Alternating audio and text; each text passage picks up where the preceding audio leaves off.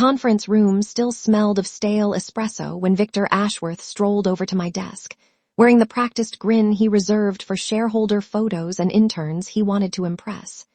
"You can skip prepping for the Meridian Corp pitch tomorrow," he said, setting his mug down carelessly on my project binder. "Chloe's taking point from here on out. She's finally ready to step up." He delivered the news the way someone might announce a family recipe swap, completely oblivious to the fact that we were discussing a $400 million partnership I had spent nearly a decade building brick by brick.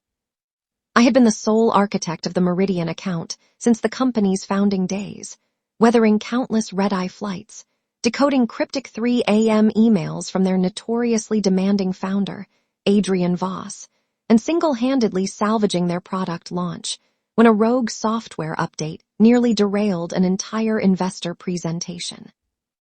Meridian wasn't merely a client to me. It was the culmination of 39 years of proving that a woman who preferred spreadsheets to small talk could still command a boardroom without ever raising her voice. Victor, however, worshipped a different god entirely, one built on legacy, spectacle, and the unwavering belief that bloodlines mattered more than competence, which explained why his daughter Chloe, fresh off a 6-week marketing certificate, was suddenly shadowing calls she had no business attending. The signs had been unmistakable for weeks. My access badge mysteriously deactivated for a floor I needed, my name quietly stripped from a client roster I had built from scratch, and Chloe wandering into confidential strategy sessions uninvited, only to feign innocence when questioned. Victor brushed off every complaint with the same tired refrain. "She's got hunger, Renata. Just show her the ropes." As though decades of hard-won trust and diplomatic finesse could simply be photocopied and handed over like a company memo. The final insult arrived on a quiet Wednesday evening when a junior associate mentioned, almost in passing, that Chloe had already been granted administrative rights to the Meridian client portal, a privilege I had never formally relinquished nor been consulted about. I didn't argue, didn't demand an explanation, and didn't give Victor the satisfaction of watching me unravel in front of the whole floor. Instead, I simply retrieved the company-issued tablet from my drawer, wiped it clean of any trace of frustration, and handed it over with a hollow, professional smile. What none of them realized, buried beneath their celebratory champagne toasts and premature LinkedIn announcements, was the existence of a separate, ironclad confidentiality agreement, one that Adrian Voss had insisted on signing with me personally, not with the agency, following a near-catastrophic data leak years earlier that almost cost him his company's IPO. That single clause, tucked away in an appendix nobody at Ashworth Consulting had ever bothered to read, stated explicitly that all sensitive strategic communication had to flow exclusively between the two of us, with written consent required for any exception whatsoever. By Thursday morning, Chloe had already fired off an embarrassingly casual email to Adrian, addressing the reserved billionaire as though he were an old college friend, complete with an exclamation point after, "Let's sync soon," and a request for a vibe check call to discuss upcoming product strategy. I watched from across the office as she pranced past my desk in a blazer that looked plucked straight from an influencer's closet, utterly unaware that she had just detonated a legal landmine buried 3 years deep in a contract she never knew existed. When Adrian's terse, single-line email arrived in my personal inbox at dawn the following day, simply asking, "Are you still bound by our agreement?" I typed back 4 words that would set everything in motion. "Yes, until you say otherwise."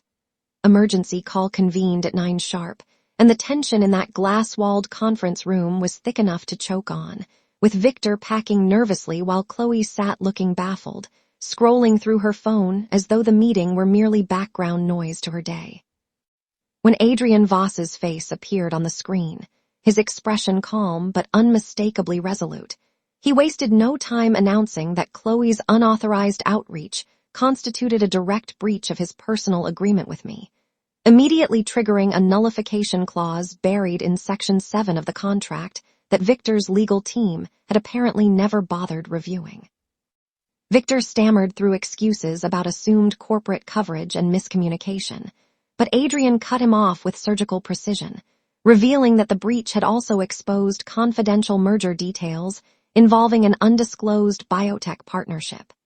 Information so sensitive that its premature disclosure could trigger regulatory scrutiny for both companies. Within 72 hours, the fallout had metastasized far beyond a single lost contract, as internal compliance officers discovered that Chloe's hastily assembled pitch deck contained unreleased strategic language lifted directly from documents she was never cleared to access. Language that had already been shown to select board members during an earnings preview.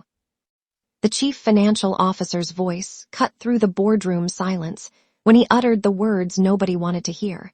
This borders on securities exposure, transforming what had begun as an act of casual nepotism into a full-blown crisis involving outside counsel, an emergency audit, and the very real possibility of federal scrutiny.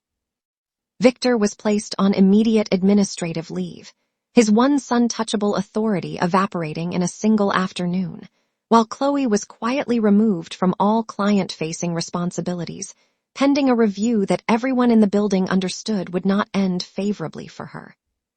When a board member finally turned to me and asked, gently, whether I intended to stay on and help clean up the wreckage, I offered nothing but a small, composed smile and told her I would send my resignation letter by morning. I walked out of that building for the last time without a trace of triumph or bitterness, only the quiet satisfaction of knowing that integrity, patience, and one carefully preserved contract had outlasted every ounce of arrogance stacked against me. And as the elevator doors closed behind me, I felt nothing but the calm certainty of a woman finally, completely free. Please subscribe to our channel and share this video with your friends and family.